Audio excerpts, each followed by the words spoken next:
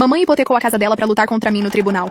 Tudo pra defender o direito do meu irmão, um pedófilo condenado, de ver minhas filhas. No aniversário da minha filha, ele apareceu com uma boneca de maiô. Foi quando percebi. Minha própria mãe era o verdadeiro perigo. Quando Patrick foi solto da prisão, eu já sabia o que viria.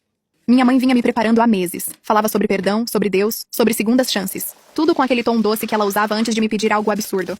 Eu sabia que, no fundo, ela não queria paz. Queria controle. Mas dessa vez, o preço seria a segurança das minhas 3 meninas. Patrick cumpriu 5 anos por agredir uma criança de 7.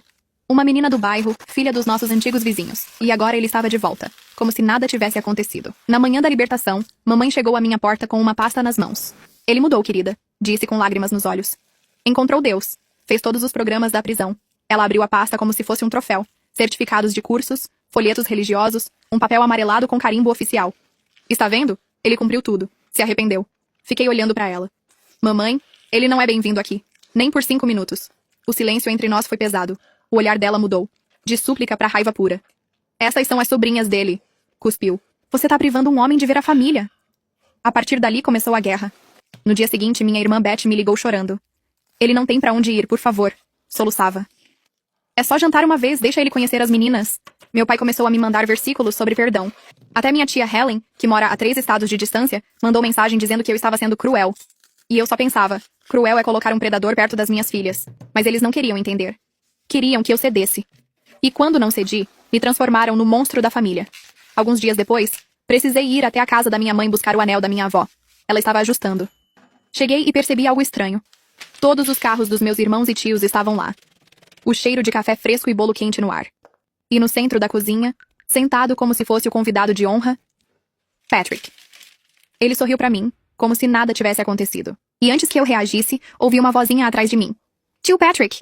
Era Elise, minha filha mais velha, correndo na direção dele. Não! Foi tudo o que consegui dizer antes de me mover. Corri, agarrei as 3 meninas e fui direto pra porta. Patrick parecia magoado. Eu só queria conhecê-las, disse com voz calma. Sou tio delas. A raiva me queimou por dentro. Você é um criminoso condenado, Patrick. E ser de sangue não te dá acesso às minhas filhas. O salão ficou mudo. Mamãe literalmente tapou os ouvidos.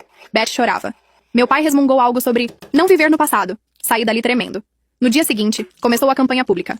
Minha mãe contou pra igreja que eu estava mantendo os netos longe dela. Beth fez um post no Facebook sobre expiação e perdão.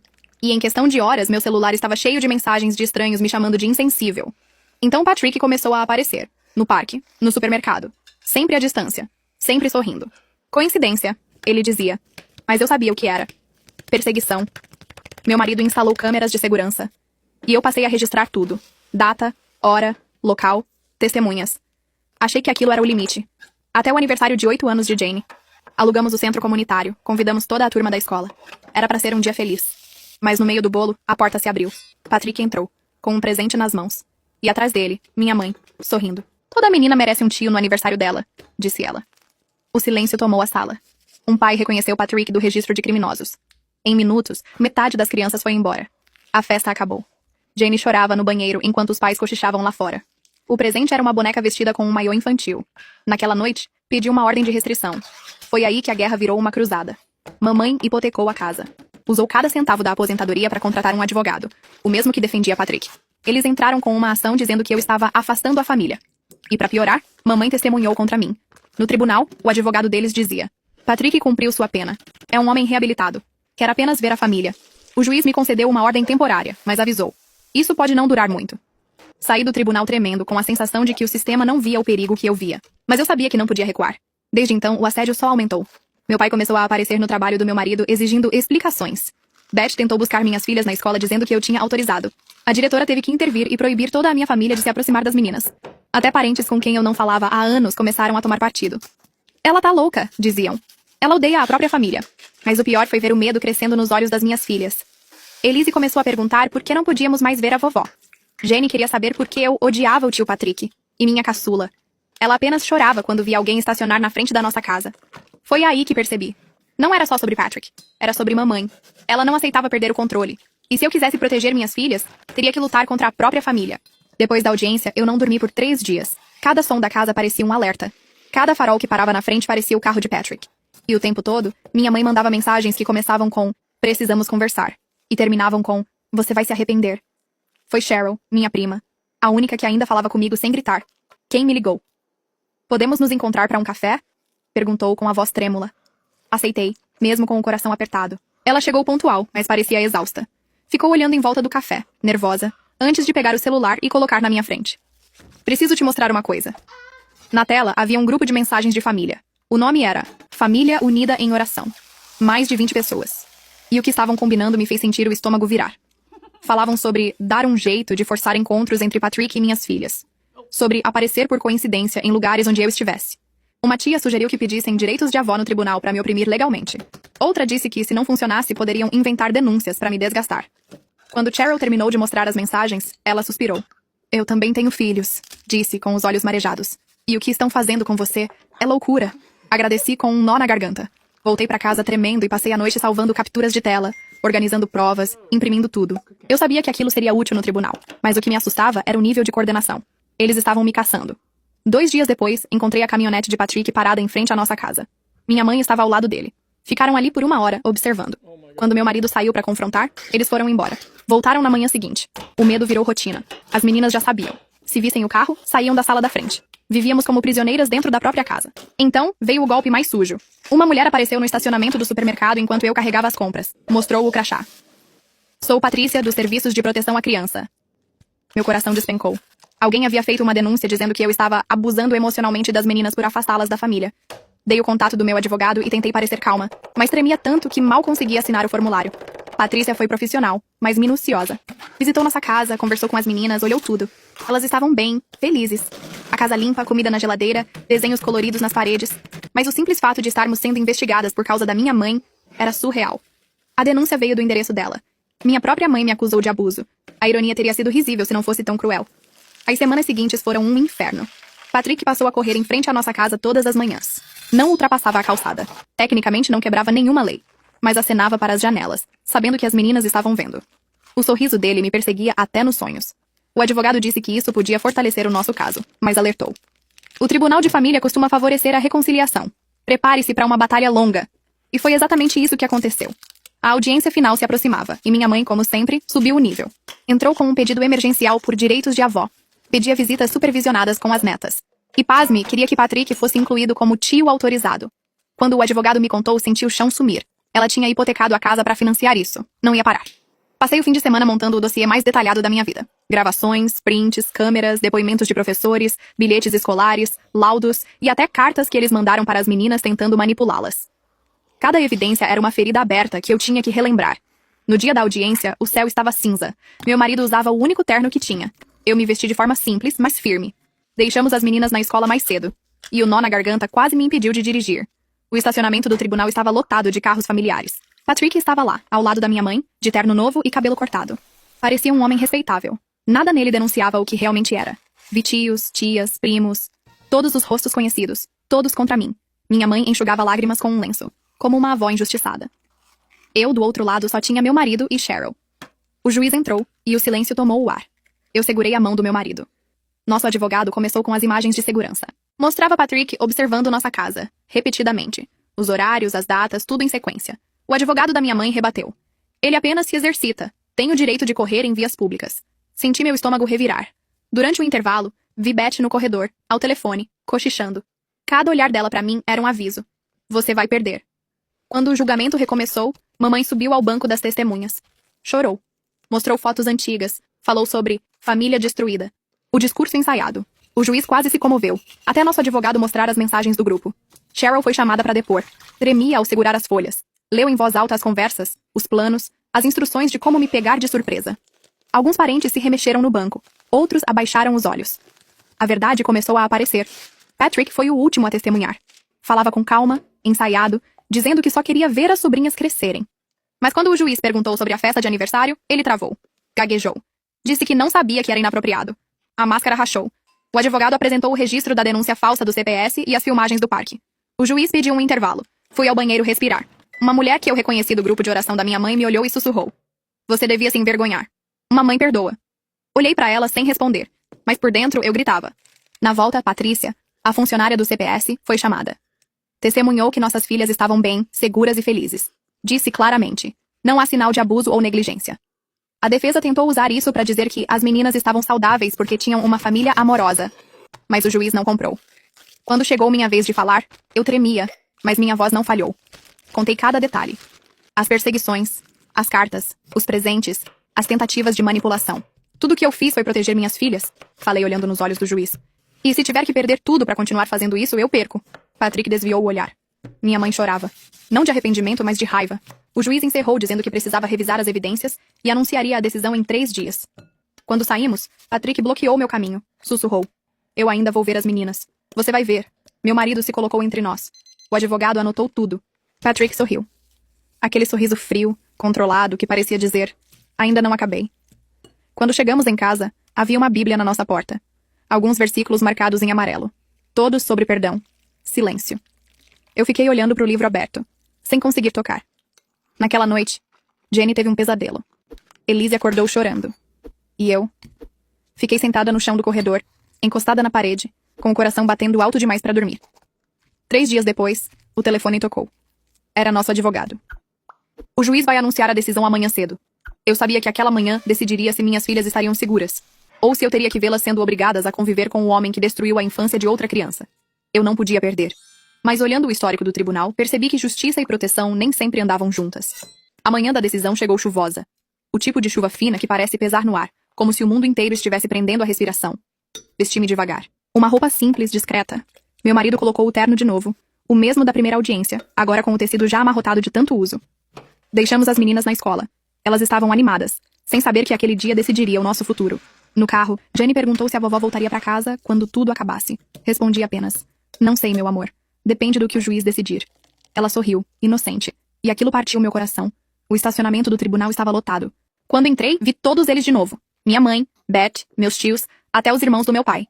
Patrick estava sentado na primeira fila, impecável, de terno escuro e cabelo bem penteado. Parecia o retrato de um cidadão exemplar. Por um instante, pensei em quantas vezes ele deve ter praticado aquele olhar calmo no espelho. O juiz entrou. O barulho do martelo ecoou. O som soou como um disparo. Ele começou falando sobre equilíbrio. Sobre a importância de proteger as crianças, mas também de preservar os laços familiares. Cada palavra parecia uma sentença lenta, me arrancando o ar. Então, ele olhou para nós. Abriu a pasta de documentos e respirou fundo. A ordem de restrição será estendida por mais 1 ano, disse. Meu corpo relaxou num segundo, mas ele continuou. No entanto, a avó terá direito a visitas supervisionadas mensais de 1 hora, em local neutro. Patrick está proibido de comparecer. Meu coração despencou. Foi uma vitória. E uma derrota ao mesmo tempo. Olhei para minha mãe. Ela sorria. Sorria como quem sabia que, de alguma forma, ainda tinha um pé dentro da nossa vida. Do outro lado, Patrick mantinha o rosto firme, mas os olhos dele estavam cheios de fúria contida. Eu podia sentir o ódio atravessando a sala. Quando saímos, Beth veio atrás de mim. Você destruiu a família, disse, agarrando meu braço. O segurança a afastou, e o olhar dela era puro veneno. Nosso advogado respirou fundo. A parte mais difícil passou, murmurou. Agora temos controle. Controle. Uma palavra frágil demais para definir o que vivíamos. Quando chegamos em casa, havia 3 colares idênticos na varanda. Pingentes de coração. Sem bilhete, sem remetente. Mas eu sabia. Patrick. Nada nele era deixado ao acaso. Cada gesto era uma mensagem. Um lembrete de que ele ainda estava por perto. Naquela noite, o telefone tocou de novo. Nosso advogado. A voz dele estava tensa. O advogado da sua mãe entrou com um novo pedido. Quer ampliar as visitas, alegando que as restrições são prejudiciais para o vínculo familiar. Fechei os olhos. Eu sabia que aquilo nunca terminaria. Passei os dias seguintes como um fantasma, cuidando das meninas, indo ao trabalho, mas sem estar realmente lá. O medo se infiltrava até nos momentos calmos. Jane começou a ficar mais fechada. Elise voltou a ter pesadelos. A caçula, que antes dormia sozinha, agora só adormecia se eu ficasse sentada no chão, ao lado da cama. Cada noite era uma batalha para convencê-las de que estavam seguras. Mas nem eu acreditava nisso. Cheryl continuava me mandando capturas do grupo da família. Eles comemoravam a vitória parcial da minha mãe. Falavam sobre usar as visitas para reaproximar Patrick. Alguns sugeriam que ele aparecesse por acaso, durante as sessões supervisionadas. Outros diziam que devíamos aprender com os erros e agir com mais cuidado. Era um manual de manipulação, e estava só começando. A primeira visita supervisionada aconteceu 1 semana depois. As meninas ficaram animadas quando contei. Para elas, era só a vovó voltando. Para mim, era um campo minado. O local era uma casa adaptada para esse tipo de encontro. Colorida, segura, com câmeras em cada canto. A supervisora era uma mulher de semblante cansado, mas firme. Vi minha mãe pela janela, segurando uma bolsa pequena.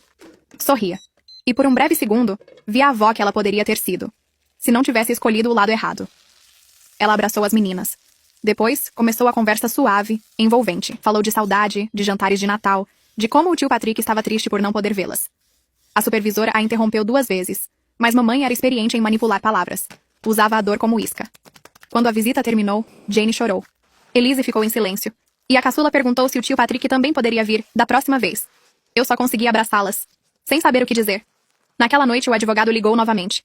Patrick havia entrado com um processo por difamação. Alegava sofrimento emocional e danos à reputação. Era o golpe final. Eles não iam ganhar no afeto, então atacariam com dinheiro. Os meses seguintes foram um turbilhão. Visitas supervisionadas viraram rotina. Cada uma era uma nova manipulação. Presentes, álbuns de fotos, histórias distorcidas. E sempre, a presença invisível de Patrick. Trabalhando numa loja próxima, correndo nas redondezas, aparecendo onde sabíamos que ele não podia estar, mas sem quebrar nenhuma lei. Mamãe começou a usar o tempo das visitas para plantar dúvidas nas meninas. Falava sobre a mamãe ser muito dura, o perdão que cura. Aos poucos, vi minhas filhas se confundindo. Começaram a achar que eu estava escondendo algo. Minha mente desmoronava. Eu mal dormia. Meu marido trabalhava dobrado para pagar os advogados. As contas se acumulavam. Então, veio o que eu chamei de a gota final. Numa das visitas, a supervisora saiu da sala por um instante. Vi no monitor o rosto da minha mãe mudar. Ela se inclinou e sussurrou algo no ouvido de Jane. A expressão da minha filha mudou instantaneamente. Medo e confusão. No carro, tentei perguntar. Ela desviou o olhar. Elise ficou em silêncio. Sabiam que algo estava errado, mas não queriam me contar. Naquela noite, encontrei as duas cochichando na cama. Quando entrei, pararam. E fingiram estar dormindo. Dias depois, Elise desabou. Disse que a vovó tinha falado que o tio Patrick fez presentes especiais para elas. Que estavam escondidos na casa dela. E que se elas fossem legais comigo, talvez eu deixasse pegar. Meu sangue gelou. Na véspera de Natal, acordei com barulhos do lado de fora. A câmera estava desligada. Mais uma vez. 3 pacotes estavam na varanda deixados às 3 da manhã. Dentro, bonecas feitas à mão. Cada uma vestida como minhas filhas. O cartão dizia, com amor, tio Patrick. As meninas viram antes que eu pudesse esconder. Sorriam, encantadas. E eu fiquei imóvel, tentando decidir se destruía os presentes ou fingia que eram inocentes. Guardei na garagem, prometendo que resolveríamos depois. Mas eu sabia. Ele tinha vencido mais uma vez. Conseguiu invadir nosso lar sem entrar. Na manhã seguinte, o advogado ligou. O juiz aceitou parte do processo de difamação. Teríamos que ir a julgamento. Algo que não podíamos pagar. Eu sentei na mesa da cozinha e chorei pela primeira vez em meses. Não de medo, de exaustão. Mamãe e Patrick venceram pela insistência. Pela destruição lenta. Eles drenaram cada gota da nossa paz. Mas então, algo em mim mudou. Cansei de ser o alvo. Se queria paz, eu teria que comprar com as próprias mãos. Negociamos um acordo. $30.000. Quase tudo o que tínhamos. Mas o contrato incluía uma cláusula que Patrick jamais esperava. Um acordo permanente de não contato. Ele assinou, convencido de que poderia burlar mais tarde. Mas por um momento, o cerco se quebrou. Quando minha mãe descobriu, surtou. Entrou com um novo pedido de visitas expandidas, alegando que o acordo provava que Patrick era inocente. Mas o juiz, cansado de meses de manipulação, finalmente enxergou o padrão. Negou o pedido. Reduziu as visitas para trimestrais e sob supervisão dupla. A sala ficou em silêncio. Mamãe abaixou a cabeça. Patrick olhou para o chão. E pela primeira vez, senti algo que parecia... paz. Os meses seguintes foram lentos, mas diferentes. As visitas perderam força. As meninas começaram a ver a avó como uma parente distante. Jane voltou a sorrir. Elise dormia sem pesadelos. Um dia, Cheryl me mandou uma última captura do grupo. Eles estavam brigando entre si, culpando uns aos outros pela derrota. A coalizão desmoronou. 6 meses depois, Patrick quebrou o acordo. Mandou cartões de aniversário por terceiros. Nosso advogado entrou com pedido de desacato, e o juiz aplicou uma multa pesada. Dessa vez não teve defesa. Mamãe envelheceu 10 anos em poucos meses. Perdeu a casa. Perdeu o dinheiro. E perdeu o controle. Na data exata da libertação de Patrick, 1 ano depois, eu estava no quintal, observando minhas filhas brincarem sob o sol. Pagamos caro. Financeiramente, emocionalmente, espiritualmente. Mas estávamos vivas. Meu marido sentou ao meu lado com uma xícara de café. Nenhum de nós disse nada. Não precisava. O som das risadas das meninas era tudo. Pagamos em dinheiro, em relacionamentos e em inocência. Mas ao vê-las correndo livres, entendi. Proteger às vezes significa lutar contra todo o mundo. Inclusive contra quem te deu a vida. E se um dia eu tiver que lutar de novo, lutarei sem hesitar. Porque no fim, não foi sobre perdão. Foi sobre sobrevivência. Silêncio. O vento balançava as folhas. E por um instante, o mundo pareceu em paz. Deixe sua opinião sobre essa história. Eu leio todos os comentários.